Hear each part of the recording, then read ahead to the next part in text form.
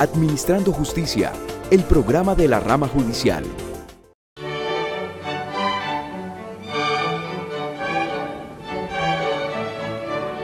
El 4 de julio de 1991, los presidentes de la Asamblea Nacional Constituyente, Álvaro Gómez Hurtado, Antonio Navarro Wolf y Horacio Serpa Uribe, sancionaron la nueva Constitución Política de Colombia en medio de los acordes del Mesías del maestro alemán Georg Friedrich Händel, interpretado por la Orquesta Sinfónica de Colombia en el Salón Elíptico del Capitolio Nacional. Esta obra simbolizaba uno de los modelos constitucionales concretos que inspiran la nueva Carta Política, el Estado social y democrático de derecho, modelo adoptado por Alemania después de la Segunda Guerra Mundial y por naciones cercanas al debate jurídico colombiano como España. Proclamamos la nueva Constitución de Colombia. Han pasado 25 años desde que ocurrió este hecho en el cual fueron sentadas las bases de un nuevo panorama democrático en el país, que abriría las puertas al futuro. Hoy, más que nunca, recobran vigencia las palabras del fallecido expresidente de la Asamblea Nacional Constituyente, Álvaro Gómez Hurtado. Hemos creído que este es el ámbito para conseguir un acuerdo sobre lo fundamental, es decir, sobre aquellos temas sencillos y elementales sobre los cuales es preciso restablecer criterios unívocos que hagan posible la reconciliación nacional.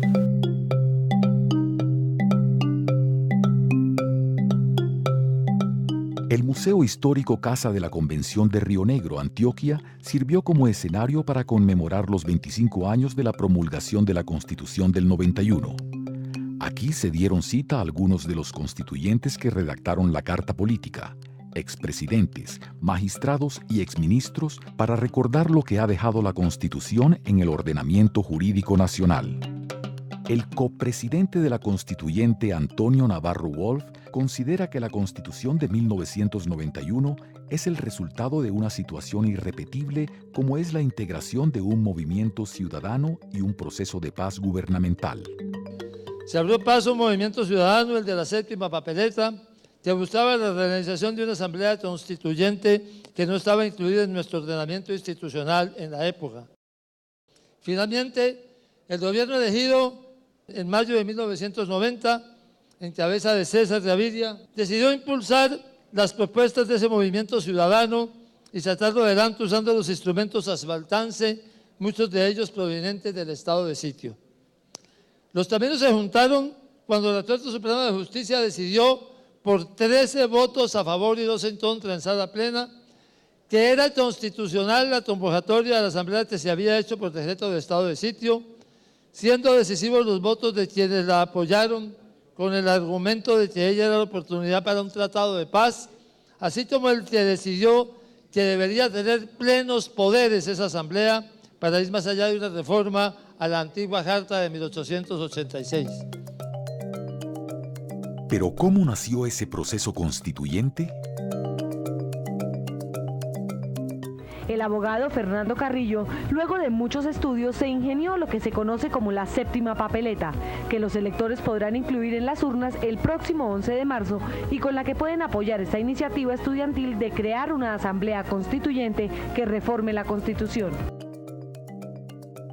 Previo a la Asamblea Nacional Constituyente, se realizó la Marcha del Silencio en Bogotá, el 25 de agosto de 1989, que convocó un grupo de estudiantes entre los que estaba el hoy procurador Fernando Carrillo, y quien al momento del caso dijo que hay que acabar con los sobornos y el tráfico de influencias.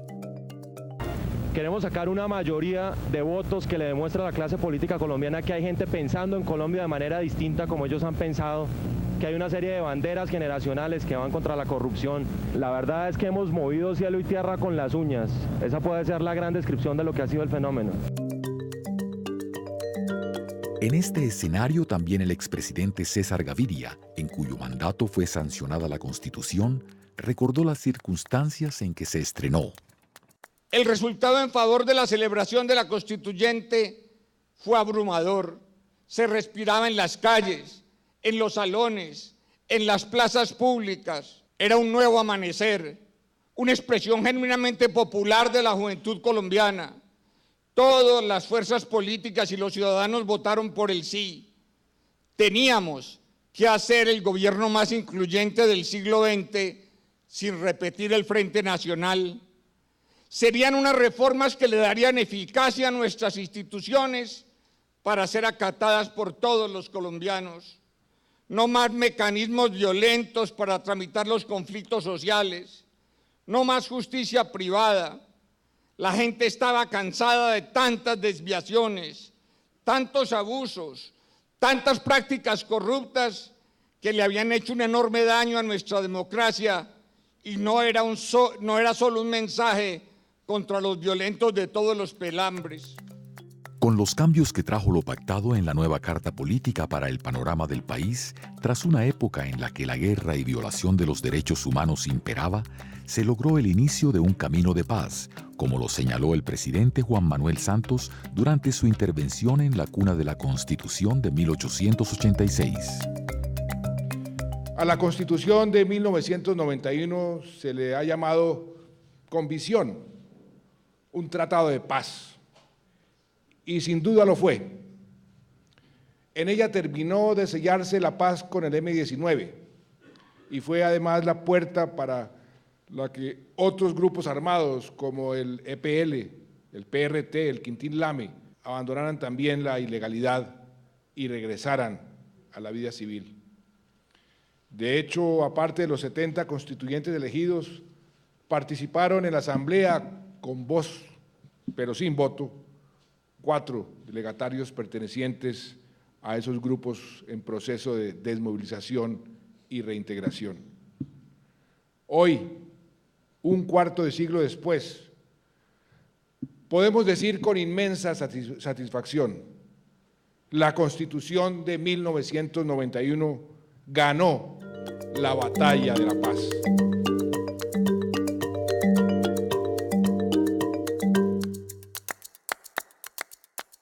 Dentro de los cambios y progresos que trajo como resultado la Asamblea Nacional Constituyente de principios de los años 90, el gobernador de Antioquia, Luis Pérez Gutiérrez, quien agradeció el haber escogido a Río Negro como el escenario para la celebración, resaltó los avances jurídicos del país.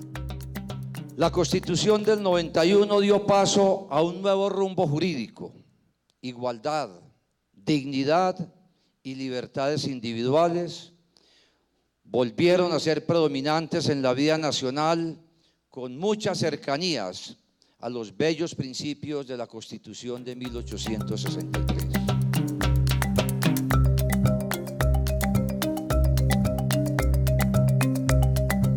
Los cambios que traen las normas han transformado el comportamiento social y la cultura ciudadana en relación con las minorías en estos 25 años de constitucionalismo.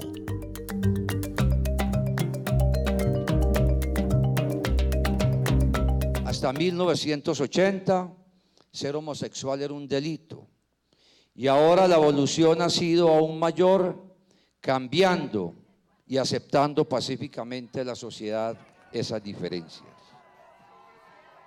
Siguiendo con los humildes, con las muchachas del servicio, la ley también ha evolucionado positivamente y hemos sido capaces de devolverle a ellas unos derechos que nunca tuvieron.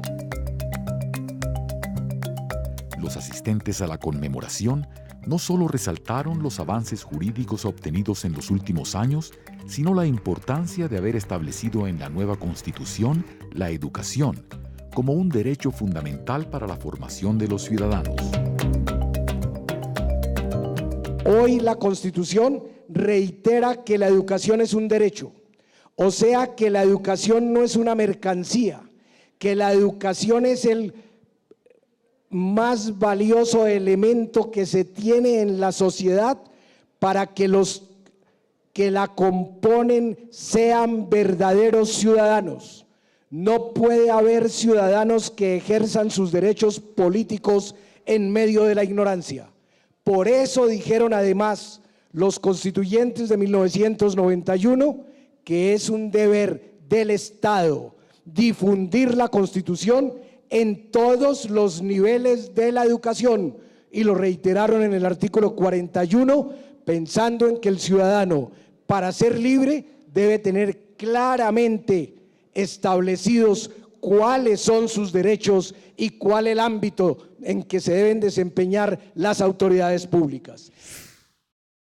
Creo que la historia hay que contar a los colombianos y particularmente a la juventud colombiana para que esa violencia no se vuelva a repetir, como dijo el señor presidente de la República.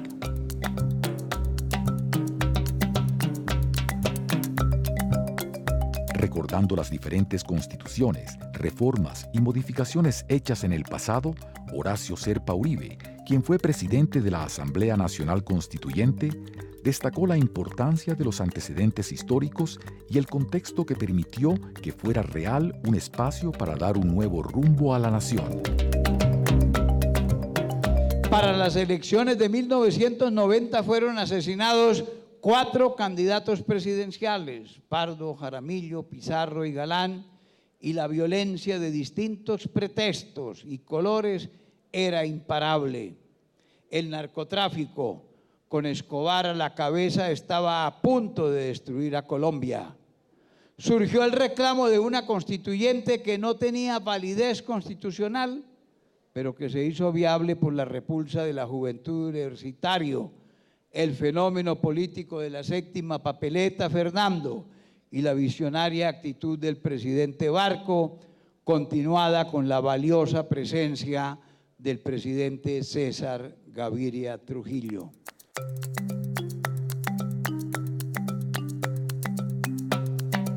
Uno de los grandes logros institucionales que dejó la Constitución fue la creación de la Corte Constitucional, la guardián de las leyes, como varios asistentes lo aseguraron, entre ellos la delegada constituyente María Teresa Garcés Lloreda. Se propuso en 1991 la creación de la Corte Constitucional por la necesidad de una mayor especialización de quienes ejerzan la tarea jurisdiccional y dada la especificidad del derecho público. Esta mayor especialización permitiría construir una jurisprudencia estable sobre los alcances de cada una de las normas de la Constitución, con claridad sobre las facultades de las ramas del poder público y en particular sobre la naturaleza excepcional de los estados de excepción.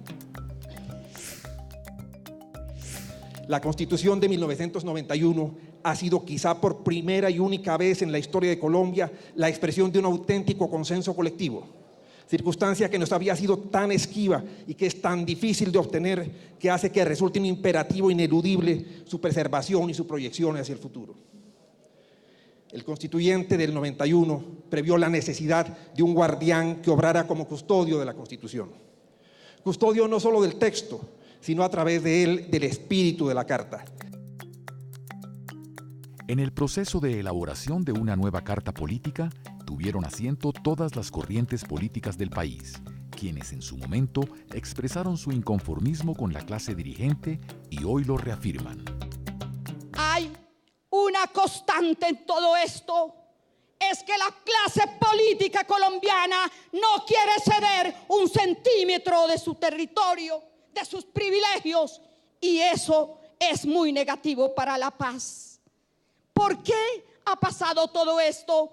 Yo tengo una modesta explicación, es que aquí hay una constitución escrita y otra constitución real, que el culpable de todo esto es la clase mal dirigente de este país, que no se contenta con 1 millón de hectáreas, quiere todas las hectáreas, no se contenta con un banco, quiere todos los bancos, no se contenta con un medio de comunicación, quieren todos los medios de comunicación, y como si fuera poco, quieren la basura de este país, que se la pelean con los recicladores a lo ancho y largo de la patria. Asimismo, el constituyente Fernando Carrillo destacó la creación, labor y decisiones tomadas por la Corte Constitucional en estos 25 años de trabajo. La desigualdad dejó de ser un concepto económico de falta de ingreso y se convirtió además en un desafío ético que compromete a una sociedad, y en donde los fallos de esta Corte han enriquecido indiscutiblemente la historia de las reformas sociales en Colombia, gústele a quien le guste. independientemente de que se llegue a decir que la Corte diseña políticas públicas, los avances sociales de Colombia de estas 2 últimas décadas y media tienen que ver con los fallos de la Corte Constitucional de Colombia. Eso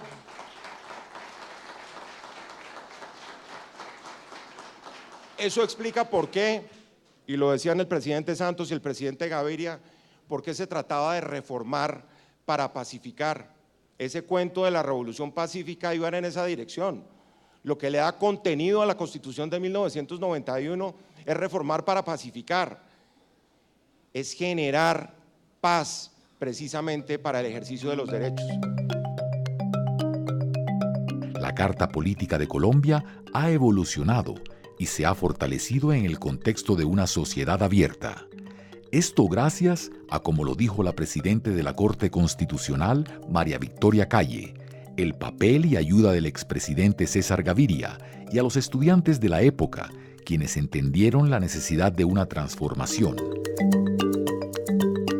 En estos 25 años de la Constitución, me parece particularmente relevante reconocer la tarea de tantos ciudadanos, de miles de estudiantes y sobre todo del presidente Gaviria, que entendió la necesidad de un cambio. Ya en su discurso palpamos cómo se vivieron aquellos momentos y cómo era necesario comprender que realmente Colombia necesitaba una transformación. Y con la ayuda de esos estudiantes y de personas que hicieron posible, aunque no fuese maduramente, ese cambio, el presidente logró entender la necesidad de un pueblo y procurar que fuera posible ese cambio. Es muy importante reconocer esa tarea de quienes presentaron la iniciativa y después el entendimiento que los asambleístas le dieron a esa clamor popular para que se plasmara en un texto constitucional muchas de las necesidades presentes en ese momento. Durante la celebración también se recordó el importante papel que desde los inicios de la Corte Constitucional han tenido los magistrados auxiliares, quienes en nombre de Marta Cecilia Paz recibieron el espacio como un homenaje. El profesor Manuel Aragón, a la sazón magistrado titular del Tribunal Constitucional Español, me preguntaba en alguna ocasión a qué correspondía esta nominación tan peculiar del magistrado auxiliar en Colombia, cuando en el resto del mundo son simplemente letrados. Con mucha picardía me decía, ¿son auxiliares porque auxilian o son auxiliares porque están al lado? La respuesta nunca se la he podido dar porque la noción polisémica del magistrado auxiliar permite entender que se trata de un amigo, de un confidente, de un cómplice, de un juez, de un maestro, de un pañuelo, de un hombro y en general del más cercano de los funcionarios en un despacho judicial en las altas cortes. Aunque mucho se ha logrado luego de que Colombia se convirtiera en un Estado social de derecho y que en la Constitución política quedara consignado, algunos juristas que han pasado por la Corte Constitucional, como el exmagistrado Nilson Pinilla, consideran que en el camino de la aplicación e interpretación de la Constitución falta mucho por recorrer. ¿Qué tal que aplicáramos el artículo 64 de la Constitución? ¿Qué tal que tuviéramos esa conciencia de mirar que hay normas tan sabias como esa del artículo 64 que protege al campesino, que lo protege en una forma? Yo a veces pienso que es que esa norma no se la lee cuando dice clarísimamente que es deber del Estado promover el acceso progresivo a la propiedad de la tierra de los trabajadores agrarios en forma individual o asociativa y a los servicios de educación, salud, vivienda, seguridad social, recreación, crédito, esa democratización del crédito del artículo 335 que sigue siendo otra de las normas incumplidas, otro de los fraudes a la Constitución. No abandonemos la Constitución, cumplámosla. Algunos de los primeros funcionarios, como el hoy magistrado encargado Aquiles Arrieta, recordaron cómo fueron los primeros días de trabajo en la Corte, que enfrentó una acción de tutela para apagar la planta de energía que proporcionaba la luz en la sala plena. Al conocer la tutela y sin mediar orden judicial, el alto tribunal decidió apagar la planta y respetar los derechos de sus vecinos. De ahí en adelante, las salas plenas se realizaban a la luz de la vela y en el primer edificio y en el primer piso del edificio, para que pudiera asistir sin problema alguno el gran magistrado Ciro Angarita Barona, quien usaba silla de ruedas. La historia marcada por la violencia, la violación y el no reconocimiento de los derechos fundamentales del colombiano como ciudadano, la falta de preocupación por el reconocimiento de la Colombia multicultural y pluralista, fueron algunos de los aspectos que llevaron a la necesidad de toda una generación, la generación de la Constituyente y a su estudiantado a levantar su voz y reclamar lo que sería el inicio para construir un país más en paz e igualitario, y que dejó un compromiso de todos los colombianos el buscar que todos los días se respete la Constitución. No solo a los jóvenes, sino a todo el pueblo colombiano, le estoy diciendo ahora que tiene que votar porque él tiene el derecho y el poder de hacer que sus instituciones se reformen y de nuevo el pueblo vuelva a tener las riendas de sus propios destinos. Finalmente, algunos de los integrantes que han pasado por la Corte Constitucional resaltaron la importancia que la esencia de la Constitución deja como resultado para dar paso a una ciudadanía más participativa en el destino de su país. Es este el verdadero pluralismo libre y autónomo que constituye la expresión de la participación real de los ciudadanos en la vida institucional de la República. Ello se traduce en el complemento de la democracia representativa con la de participación democrática, donde hoy los ciudadanos, gracias a la enmienda constitucional del 91, pueden tomar parte de las distintas formas de participación.